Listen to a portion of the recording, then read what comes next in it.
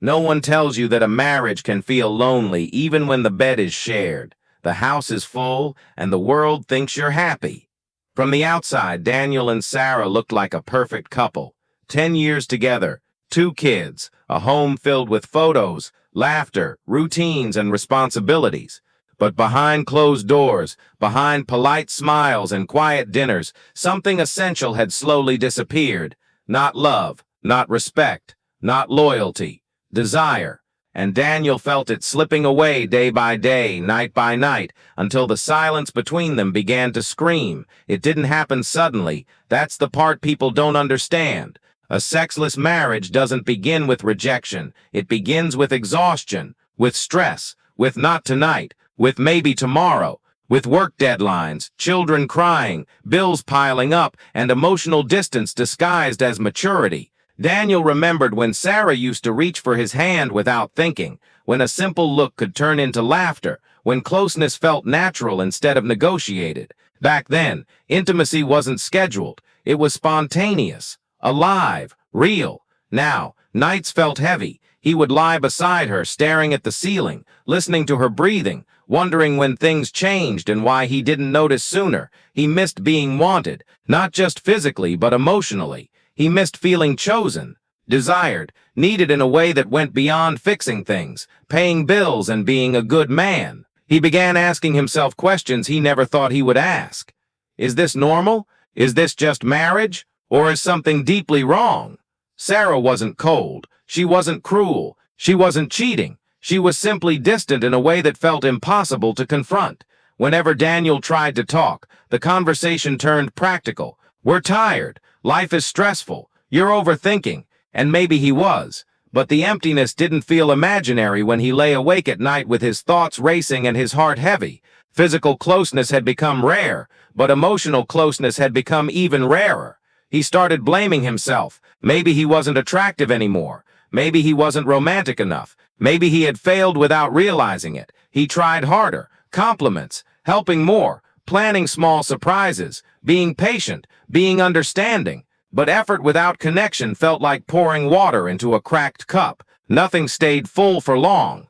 What hurt most wasn't rejection. It was invisibility. Being in the same room and feeling unseen. Sharing a bed and feeling miles apart. Daniel loved his wife. He truly did. That love was the problem, because leaving felt impossible, but staying felt suffocating. He wasn't angry. He was starving. Starving for affection, for touch, for reassurance that he still mattered beyond his responsibilities.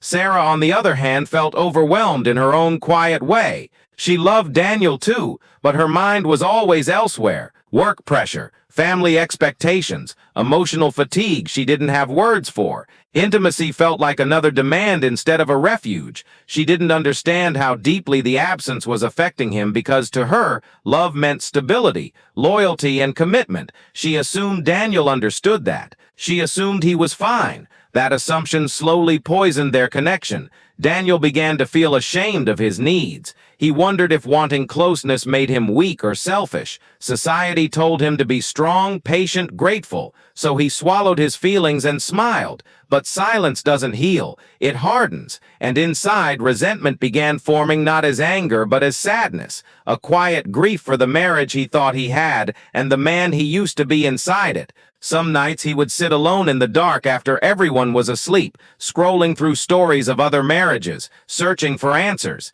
He discovered he wasn't alone. Thousands of men and women felt trapped in the same invisible pain, afraid to speak because sexless marriages are still taboo. People joke about them, minimize them, but no one talks about the emotional damage, the loneliness, the erosion of self-worth that comes from prolonged disconnection. Daniel didn't want passion like a movie. He wanted warmth, closeness, a reminder that he was still desired by the person he chose for life. He wanted to feel alive again instead of emotionally numb. He wanted his marriage to feel like a partnership, not a polite arrangement. And deep down, Sarah wanted something too, though she couldn't name it yet. She wanted peace, safety, understanding. She didn't realize that intimacy wasn't another task. It was the bridge they were both afraid to cross, because neither knew how to start the conversation without hurting the other. This is how marriages don't break loudly. They fade quietly. And this is where their story truly begins, because the moment you admit, my sexless marriage is killing me, is not the end. It's the beginning of honesty. And honesty, though painful, is the only thing that can save what silence is destroying. The breaking point didn't come with a fight. It came with a moment of quiet clarity that scared Daniel more than any argument ever could. One evening, he realized he no longer felt angry or hopeful. He felt numb, and numbness, he understood, was far more dangerous than pain. Pain means something still matters. Numbness means the heart has started protecting itself by shutting down. Daniel noticed it in the smallest moments, when Sarah walked past him without noticing, when conversations became transactional instead of emotional, when laughter felt forced, when touch disappeared entirely, not even accidental brushes or playful gestures. He wasn't just missing intimacy anymore, he was missing connection, and that absence began to reshape how he saw himself. He stopped initiating conversations about closeness, because rejection, even silent rejection, hurt more than silence itself. He convinced himself that being patient was noble, that suppressing desire was maturity. But deep down, he felt invisible, like a roommate in his own marriage, a responsible partner, a reliable provider, but not a desired man. Sarah sensed the distance but misunderstood it. She thought Daniel was becoming cold, less affectionate, more withdrawn. She didn't know that every time he pulled back, it was an act of self-preservation. She didn't know that he had already asked for closeness in 100 unspoken ways.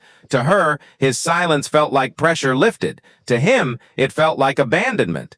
One night after the kids were asleep, Sarah sat scrolling through her phone while Daniel stared at the television without watching it. The room was quiet, but the tension was loud. He wanted to speak. He needed to speak, but fear held him back. Fear of sounding needy. Fear of starting a conversation that would end with excuses. Fear of hearing that this was just how things are now. That fear followed him everywhere. At work, in the car, in the shower. He began questioning his worth, his masculinity, his future. He wondered if this was what the rest of his life would feel like. Emotionally starved but socially acceptable. Married but lonely. Loyal but unseen. Then something happened that terrified him. He noticed someone else noticing him. It was harmless at first. A coworker smiled longer than usual. A stranger held eye contact. Nothing inappropriate, nothing physical, but it woke something inside him that had been sleeping for years. The realization hit him like a wave. He wasn't broken. He wasn't undesirable. He was just disconnected from the one person he wanted to want him. That realization filled him with guilt. He didn't want attention from anyone else. He wanted his wife. He wanted the woman he married, the woman who once made him feel alive without trying. The fact that he felt relief at being seen elsewhere scared him, not because he planned to act on it, but because it showed how empty he had become. Meanwhile, Sarah was carrying her own silent struggle. She felt overwhelmed by expectations she couldn't articulate. Intimacy felt emotionally demanding when she already felt drained. She missed closeness too, but in a different way. She missed feeling safe enough to relax, safe enough to be vulnerable, safe enough to want again. But instead of talking about it, she avoided it. Avoidance felt easier than disappointment. She didn't realize that by avoiding the conversation, she was allowing the distance to grow roots. The night everything changed began like any other. After dinner, after chores, after routine, Daniel stood in the kitchen staring at the sink, realizing he couldn't keep pretending anymore. The loneliness had started affecting his sleep, his mood, his confidence. He knew that if he didn't speak now, he would either emotionally disappear or eventually betray himself in ways he never wanted to imagine. So he spoke, not with anger, not with accusation, but with honesty that trembled in his voice. He told Sarah he felt lonely, not unloved but unseen. He told her he missed feeling close. He told her the absence of intimacy wasn't just physical, it was emotional, and it was breaking him slowly. He admitted he felt ashamed for even needing to say it out loud.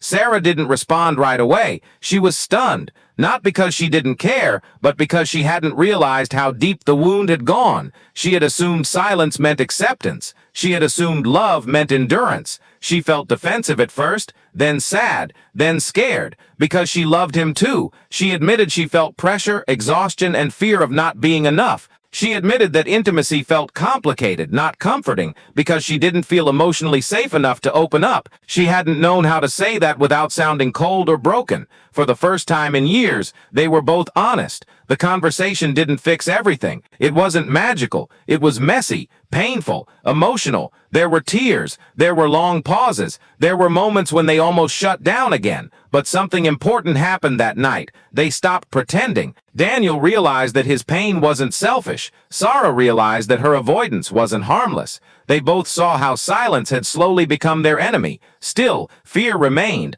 What if it was too late? What if desire couldn't be rebuilt? What if love wasn't enough? They went to bed that night without touching, but something had shifted. The distance was still there, but now it had a name, and naming the problem made it less powerful. Over the following weeks, progress was slow. Some days felt hopeful, others felt discouraging. Old habits tried to return. Avoidance whispered comfort. But now they knew what was at stake, because a sexless marriage isn't just about intimacy, it's about identity, connection, feeling chosen, and when those needs go unmet for too long, even the strongest love begins to crack. Daniel didn't know how their story would end yet, but he knew one thing: silence was no longer an option, and the next choice they made would decide whether their marriage survived, or quietly faded into something neither of them wanted to live in anymore.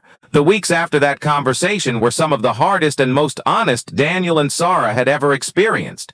There were no instant solutions, no sudden return to passion, no dramatic transformation. Instead, there were awkward moments, uncomfortable silences, and slow realizations. Healing didn't feel romantic. It felt vulnerable. It felt uncertain. But for the first time in years, it felt real. They started talking more, not just about intimacy, but about everything they had buried under routine and responsibility. Sarah opened up about how exhausted she had been, how she felt like she had lost herself in roles and expectations. She admitted she didn't recognize the woman she had become, and that scared her. Daniel listened without trying to fix anything. He realized that for a long time, both of them had been surviving instead of connecting.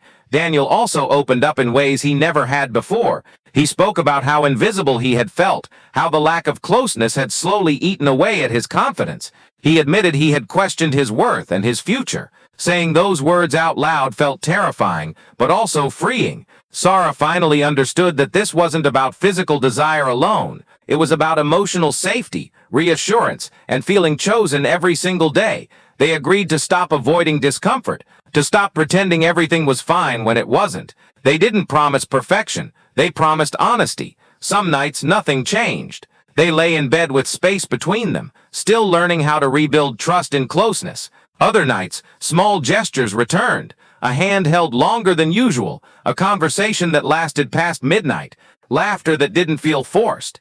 These moments didn't fix everything, but they reminded them of what was possible. Sarah began to realize that intimacy wasn't another demand on her energy. It was a place where she could feel safe again, if she allowed herself to be vulnerable. Daniel began to understand that patience didn't mean silence, and strength didn't mean suffering alone. They were learning a new language together, one built on communication instead of assumptions. There were setbacks. Old fears resurfaced. Doubt whispered that it would be easier to retreat into routine.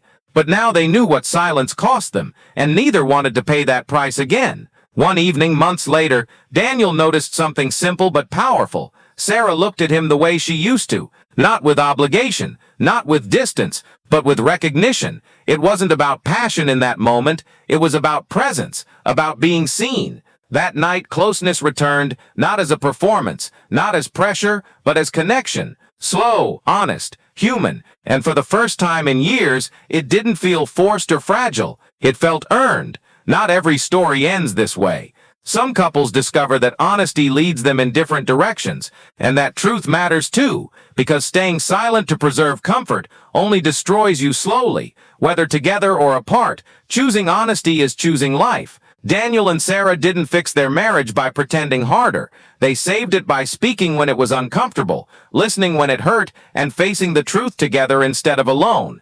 If you're watching this and thinking, "My sexless marriage is killing me," know this: you are not weak, you are not selfish, and you are not alone. Wanting connection doesn't make you broken, it makes you human. Silence will never heal what honesty can, And sometimes the bravest thing you can do for love is speak the truth before it's too late. If this story resonated with you, if it felt like your life or someone you know, take a moment to support this channel. Like this video so it reaches those who need to hear it. Share it with someone who may be silently struggling. And subscribe for more real stories about love, relationships, and the truths no one talks about. Your story matters. Your feelings matter. And healing always begins with honesty.